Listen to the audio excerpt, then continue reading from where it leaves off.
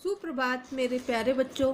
आशा करती हूँ कि आप सभी अपने घर पर स्वस्थ एवं सुरक्षित होंगे। बच्चों, आज हम नवरंग हिंदी पाठमाला की प्रथम कविता का पाठ करने जा रहे हैं और हमारी कविता का शीर्षक है तिरंगा। श्री प्रसाद जी द्वारा रचित कविता है। बच्चों, यह कविता देशभक्ति की भावना से ओतप्रोत एक कविता है।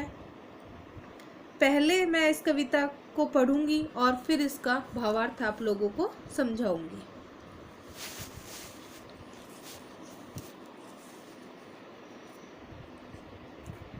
छूता है आकाश तिरंगा, बादल के है पास तिरंगा, भारत की है आस तिरंगा, भारत के ऊपर छाया है, दूर हवा में लहराया है, सूरज ने आ चमकाया है, हम गाते हैं इसका गाना, जन गण मन गीत है सुहाना, इस झंडे के नीचे आना।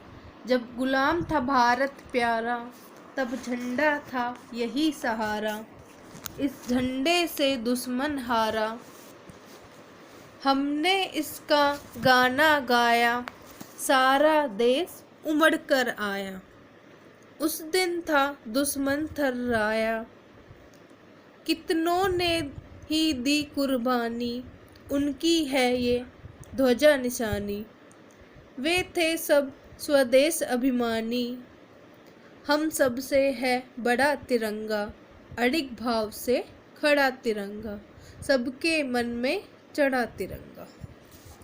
तो बच्चों, इस कविता में कवि क्या कहना चाह रहे हैं, वह इस कविता के माध्यम से आपको क्या समझाना चाह रहे हैं, वह इस कविता के माध्यम से हम सबके दिलों में देश प्रेम की भावना को जागृत करना चाहते हैं और अपने तिरंगे झंडे के प्रति सम्मान जगाना चाहते हैं। बच्चों, हम सब तिरंगे के बारे में जानते हैं। हमारा राष्ट्र झंडा है तिरंगा। इसमें 3 रंग होते हैं, इसलिए इसे तिरंगा कहा जाता है। अब देखते हैं कि कवि क्या कहना चाह रहे हैं इस तिरंगे के माध्यम से। छूता है आकाश तिरंगा, बादल के है पास तिरंगा, भारत की है आस तिरंगा। छूता है आकाश तिरंगा, 3 रंग का वह झंडा हवा में लहरा रहा है और वह आसमान को छू रहा है हम सब भी यही चाहते हैं कि जो हमारा झंडा है वो हमेशा आसमान में रहे, यानी कि हमेशा वो ऊंचा रहे, वह कभी भी ना झुके। इस प्रकार क्या है कि हमारा जो झंडा है वो आकाश में लहरा रहा है और वह बादलों को छूकर निकल रहा है और भारत की है आस तिरंगा। वह हम सब भारतवासियों की उम्मीद है।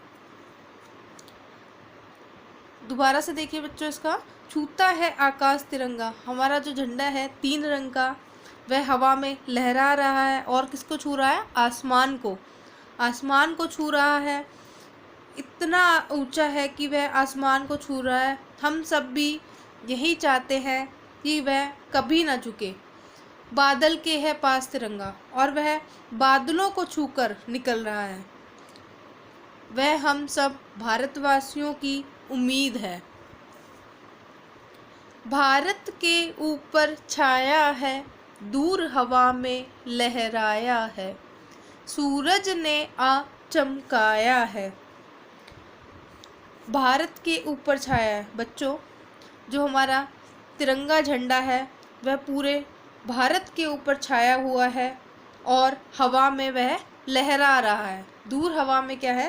वह लहरा रहा है और सूरज की रोशनी से उसकी चमक और अधिक बढ़ रही है। सूरज ने आज चमकाया है, मतलब जब सूर्य की चमक उस झंडे पर पड़ती है तो उस झंडे की जो चमक है और अधिक बढ़ जाती है।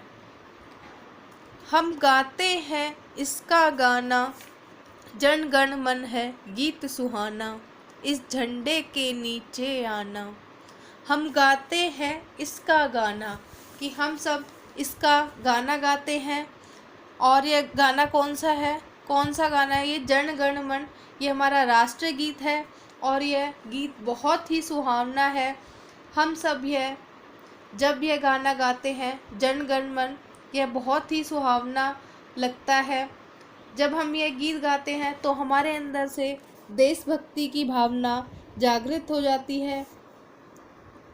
और जब हम इस झंडे के नीचे खड़े होकर इस गीत को गाते हैं तो हमें खुद पर गौरव महसूस होता है। जब हम इस गान को, जो हमारा राष्ट्रीय गान है जन गण मन, इस गान को जब झंडे के नीचे खड़े होकर गाते हैं तो हम अपने आप पर गौरव महसूस करते हैं। बच्चों आगे देखिए। जब गुलाम था भारत प्यारा, जब गुलाम था भारत प्यारा, तब झंडा था यही सहारा। जब गुलाम था भारत प्यारा, तब झंडा था यही सहारा, इस झंडे से दुश्मन हारा। बच्चों, जब हमारा देश अंग्रेज़ों के गुलाम था, यानी कि जब हम गुलाम थे, हमारे देश में अंग्रेज़ों का शासन था, तब यही झंडा हमारा सहारा था। क्योंकि उस समय हम अपना ध्वज नहीं फहरा सकते थे, क्योंकि उस समय क्या था कि अंग्रेज़ों का अपना झंडा था और हम उनके गुलाम थे। और इस झंडे का सहारा पाकर ही हमने दुश्मन को हराया है, यानी कि इस झंडे का सहारा पाकर ही हमने दुश्मन को हरा दिया। हमने इसका गाना गाया, सारा देश उमड़कर आया। हमने इसका गाना गाया, सारा देश उमड़कर आया, उस दिन था दुश्मन थर्राया। कि जब हम सब ने मिलकर इसका गाना गाया, सारा देश एकजुट हो गया, अर्थात सारे देशवासियों ने अपने दुश्मनों पर प्रहार किया। तब सारे दुश्मन डर के कारण कांपने लगे कि ये सब तो एक हो गए। अर्थात कहने का तात्पर्य यहाँ पे ये है कि जब पूरा सारे भारतवासी एक हो गए और सब ने मिलकर अपने दुश्मन पर हमला किया, तो जो दुश्मन थे वो डर के कारण कांपने लगे। कितनों ने ही दी कुर्बानी, उनकी है यह ध्वजा निशानी। बच्चों, इस तिरंगे के लिए कितने लोगों ने अपनी कुर्बानी दे दी, यानी अपने आप को बलिदान कर दिया, और उनकी है यह ध्वजा निशानी। यह जो झंडा है हमें उन भारतवासियों, यानी कि उन देश प्रेमियों की याद दिलाता है जिन्होंने अपने भारत की रक्षा के लिए, अपने देश की रक्षा के लिए अपने आप को कुर्बान कर दिया।